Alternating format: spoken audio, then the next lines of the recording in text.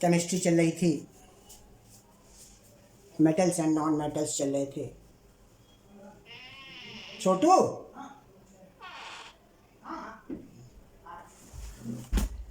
अब इसमें अपना नेट खोल के देखिए।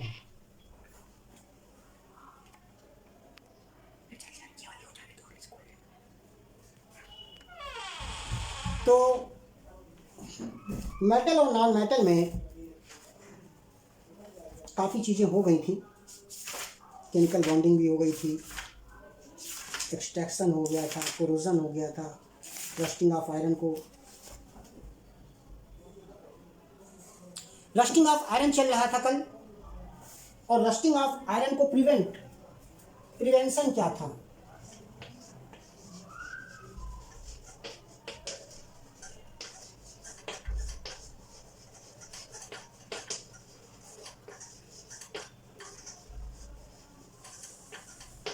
पहला था बाई पेंटिंग,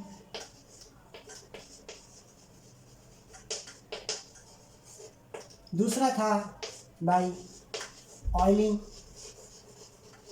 एंड ग्रीसिंग,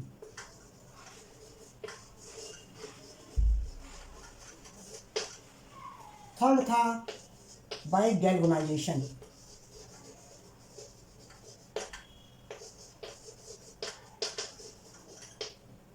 चौथा था बाई टिन प्लेटिंग और क्रोमियम प्लेटिंग।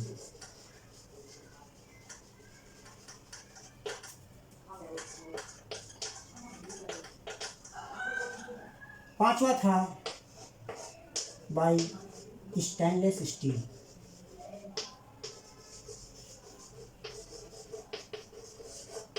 ये कुछ ऐसे प्रोसीजर हैं जिनसे हम रस्टिंग ऑफ आयरन रोक सकते हैं। कल बताया था हमने इसको थोड़ा बहुत कि जैसे कोई भी आयरन का पार्ट डायरेक्ट एयर में है, मॉइस्चर में है या पानी में है, तो सबसे पहला काम उसमें पेंटिंग कर देना चाहिए। पेंटिंग करने से क्या होता है कि जब भी उसमें रस्टिंग स्टार्ट होगी तो पहले पेंट की लेयर निकलना चालू होगी। पेंट का लेयर निकलना चालू हो तो आप समझ जाइए कि रस्टिंग हो सकती है, तो दोबारा पेंटिंग भी करी जा सकती है। इसके अलावा ऑयलिंग एंड ग्रीसिंग, ऑयल और ग्रीस अगर हम लेयर ऑफ आयरन पर लगा देते हैं तो वहाँ मॉइस्ट रुक नहीं पाता। जब रुकेगा नहीं तो रस्ट नहीं करेगा। और रस्ट तो तभी करता है जब बहुत देर तक, अब जैसे कोई रेलवे की पटरियाँ भी होती हैं, वो भी तो आयरन है और वो तो सारे मौसम में रहती हैं, पर उनमें रस्टिंग कम होती है। तो एक तो वो हाई क्वालिटी होता है, दूसरी परमानेंट ट्रेनें उस पर चलती रहती हैं। तीसरी बात, जिस समय उनको लगाया जाता है तो साइड में ऑयलिंग की जाती है, जिसकी वजह से जो उसकी परत अर्थ से लगी हुई है वो थोड़ा सा सीधे अर्थ के कांटेक्ट पर नहीं रहती है, तो मॉइस्चर नहीं मिलता है। एक और भी पॉइंट है कि उसको लगाने के लिए नीचे लकड़ी भी लगी रहती है और गिट्टियाँ, बड़े बड़े कंकड़ पत्थर भरे रहते हैं, उसके ऊपर उसको बराबर बैठाया जाता है। तो ये कई ऐसे पॉइंट है जिसकी वजह से उसमें रस्टिंग नहीं होती है। तीसरी चीज़ है बाई गैल्वेनाइजेशन। गैल्वेनाइजेशन का मतलब होता है जिंक प्लेटिंग, कि अगर आयरन में जिंक की प्लेटिंग कर दिया जाए, जिंक का पेंट कर दिया जाए, जिंक की लेयर चढ़ा दी जाए, तो भी आयरन रस्ट होने से बच जाता है। इसके अलावा टिन और क्रोमियम प्लेटिंग, ये भी उसी तरह जैसे गैल्वेनाइजेशन है वैसे टिन प्लेटिंग या क्रोमियम। टिन में भी रस्टिंग नहीं होती, क्रोमियम में भी रस्टिंग नहीं होती। और इसके बाद है सबसे लास्ट स्टेनलेस स्टील। घरों में आप स्टील के तमाम बर्तन इस्तेमाल करते हैं, रहते तो वो भी आयरन के ही हैं, लेकिन उसमें निकल और क्रोमियम की पेंटिंग होती है, पॉलिशिंग होती है, जिसकी वजह से उसमें रस्ट नहीं हो पाता है। ठीक है। इसके बाद दूसरा कोरोजन एल्युमिनियम का दिया हुआ है, इसको नोट कर लीजिए। कल तो केवल हमने ओरली बताया था, नोट कर लीजिए। Prevention of rusting of iron.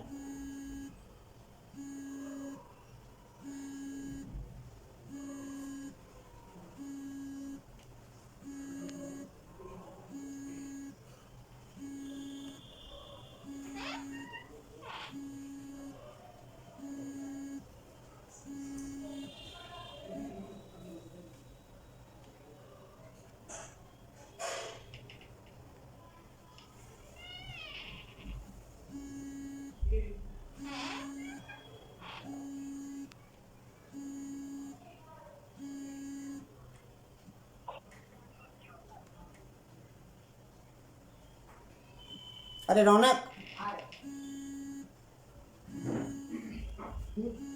अरे यार ये फ़ोन की वजह से गड़बड़ कर रहा है सब,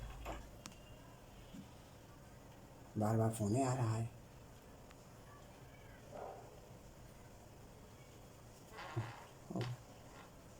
दूसरे से हो गया।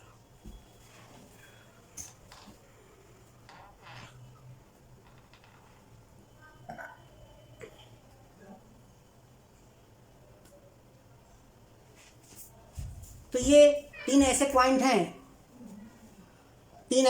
हैं, अरे 5 जो रस्टिंग ऑफ आयरन को रोकते हैं। पहला बाय पेंटिंग है, बाय ऑयलिंग एंड ग्रीसिंग है, बाय गैल्वनाइजेशन है, बाय टिन प्लेटिंग और क्रोमियम प्लेटिंग है, बाय स्टेनलेस स्टील। तो ये 5 पॉइंट हैं, इनसे हम रस्टिंग रोक सकते हैं।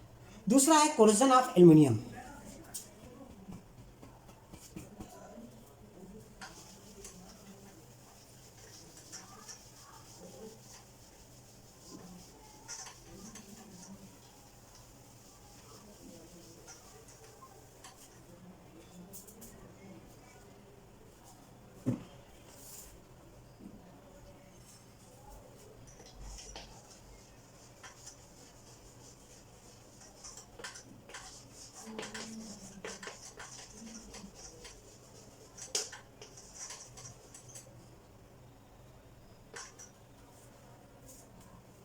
अब देखिए एल्युमिनियम के ये तमाम चीज़ें, बर्तन आप लोग देखते हैं,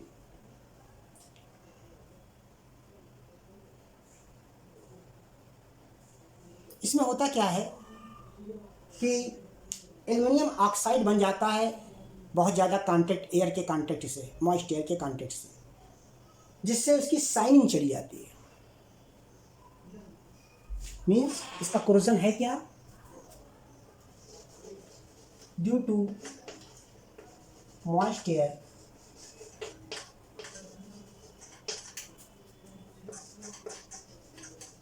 एल्यूमिनियम ऑक्साइड is formed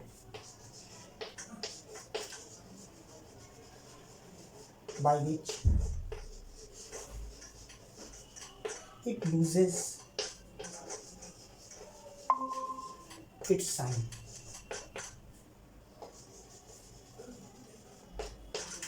इसकी चमक चली जाती है। ठीक है, तो घर में देखते होंगे कढ़ाई वढ़ाई रहती है, जब नई खरीद के लाइए तो कितनी शाइनिंग रहती है, धीरे धीरे उसकी शाइनिंग पूरी खत्म हो जाती है।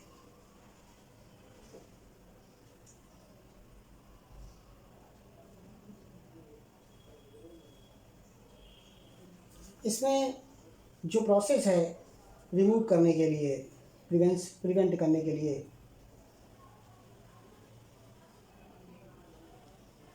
वो कहलाता है एनोडाइजिंग।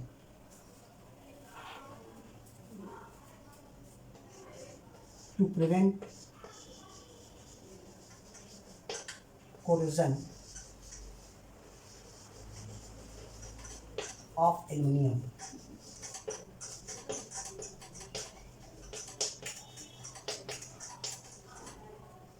used anodizing.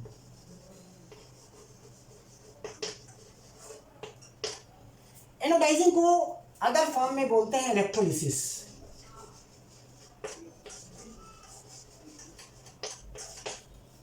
यहाँ पर वो इलेक्ट्रोलिसिस होता है, जैसे आपने सुना होगा चांदी के जेवरों में सोने की पॉलिश चढ़ाई जाती है, तो ये भी एनोडाइजिंग ही सिस्टम है।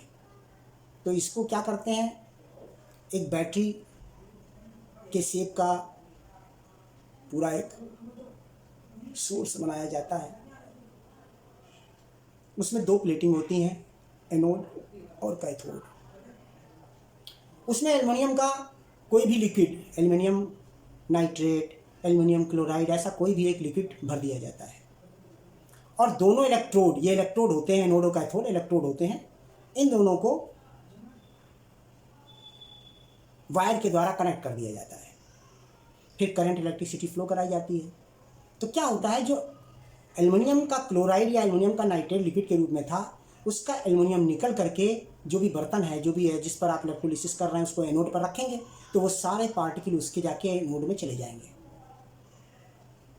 तो जब चले जाएंगे तो उसमें जो आप पुराना ओल्ड पॉट जो भी आपने इस्तेमाल किया या जो भी उसका ऑब्जेक्ट यूज़ किया एल्युमिनियम का, उसके ऊपर एक नई एल्युमिनियम पॉलिश हो जाती है।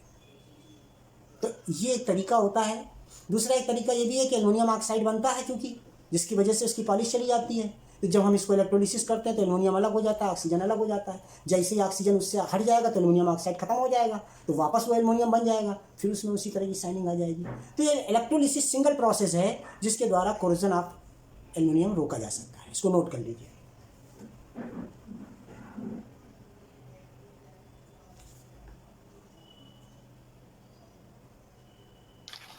सर हाँ, सर नेट खत्म हो गया सर, क्लास शुरू कर रहे हैं। Okay okay.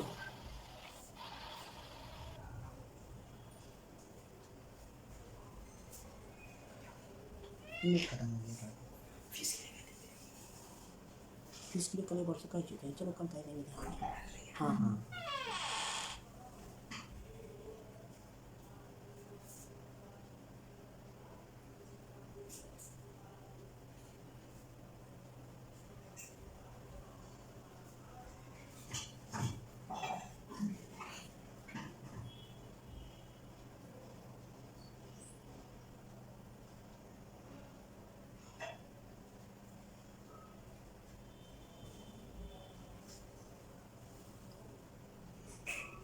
अब इसके बाद है कोरोजन ऑफ कॉपर। कॉपर को भी आपने देखा होगा कि कॉपर के बर्तन कभी इस्तेमाल करते रहते हैं, वो बहुत ग्रीनिश कोट उसमें बीच बीच में इस्तेमाल करते हुए काफ़ी पुराना सा लगने लगता है, ग्रीनिश कोट उस पर चढ़ जाता है, तो वो कोरोजन है। एक्चुअली वो क्या होता है, वो कॉपर का कार्बोनेट होता है, कि कॉपर हाइड्रोक्साइड और कॉपर कार्बोनेट की लेयर होती है जिससे वो ग्रीनिश हो जाता है। तो इसको साफ करने के लिए डाइल्यूट एसिड का यूज़ करते हैं, चाहे HCl का कर सकते हैं, H2SO4 का कर सकते हैं, जिससे ये कार्बोनेट रिएक्शन कर जाता है, बाई कार्बोनेट बना देता है और उसमें पहले जैसी चमक आ जाती है। तो तीसरा है corrosion of copper.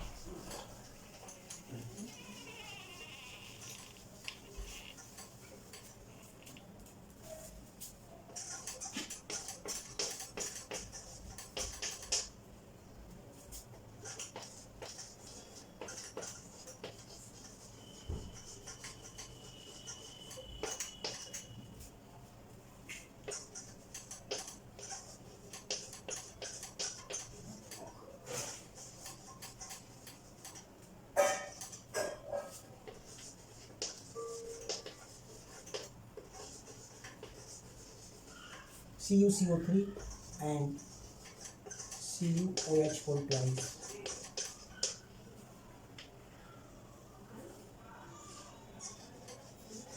Will be formed. And copper is corroded.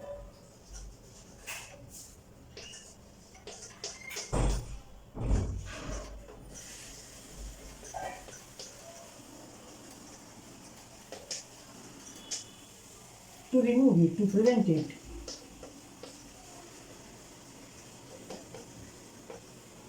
dilute acid is used.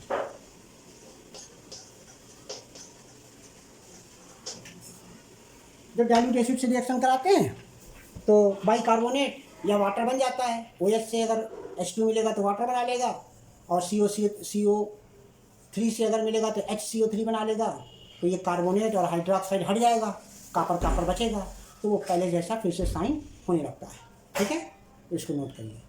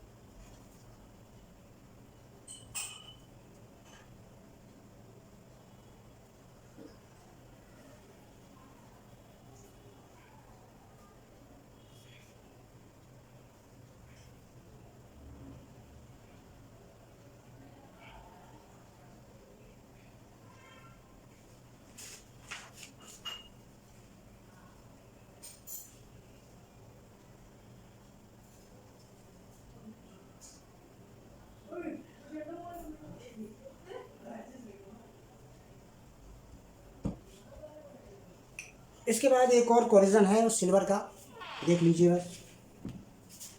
फिर कोरिजन खत्म करते हैं।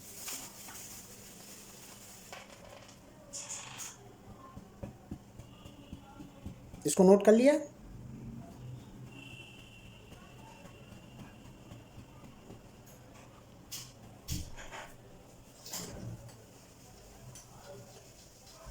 अब होते तो बहुत से तमाम मेटल हैं, सभी कोरोड होते हैं, लेकिन अब थोड़ा बहुत अपना बताया जाता है। Corrosion of silver.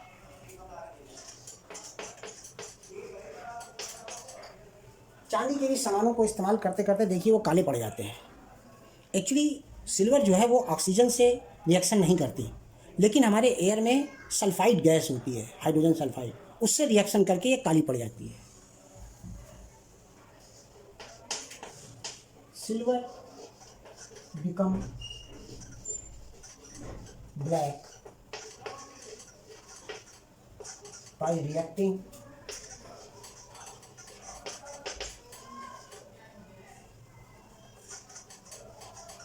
sulfur present in air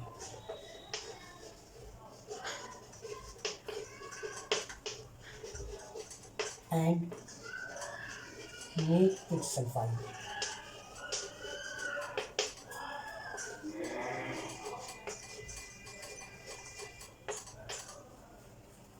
ठीक है, तो इसके लिए भी क्या करते हैं,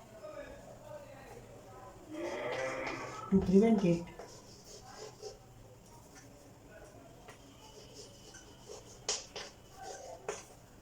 chemical of silver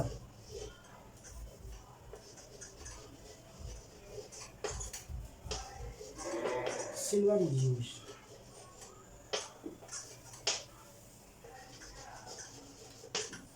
सिल्वर है, गोल्ड है, इनको साफ करने के लिए सिल्वर और गोल्ड के केमिकल की यूज़ किए जाते हैं। इसके अलावा कंसंट्रेटेड एसिड,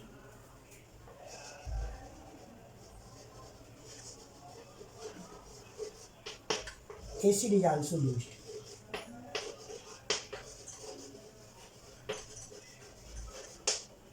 इसको रोकने के लिए कंसंट्रेटेड एसिड, डाइल्यूट नहीं, कंसंट्रेट एसिड का यूज़ किया जाता है, नोट कर लीजिए।